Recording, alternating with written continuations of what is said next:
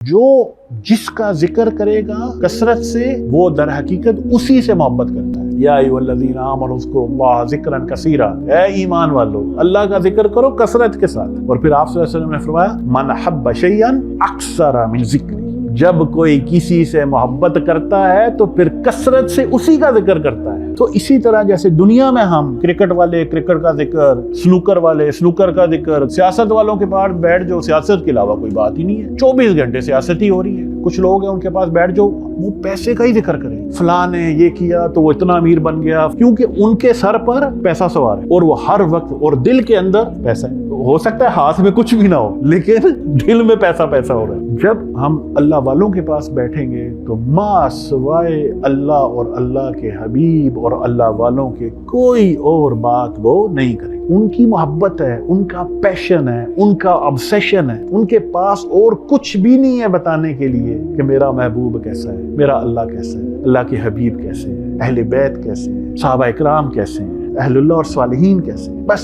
उन्हीं की बातें करते हैं। कोई कहते हैं ना हम कैसे पहचाने ये अल्लाह वाला है कि नहीं है, बस उसके पास बैठ जाओ, 1 दिन 2 दिन 3 दिन आपको पता चल जाए कि क्या वाकई ये अल्लाह वाला है। यहाँ जब उसके पास बैठे हैं तो फिर वो बातें कर रहे हैं किसी और चीजों की। हफ्तावार लेक्चर में शिरकत के लिए अपने करीबी बुरहानिया के सेंटर में तशरीफ लाएं। अल्लाह हमें अपने अकायद की इस्लाह की तौफीक अता फरमाए, आमीन।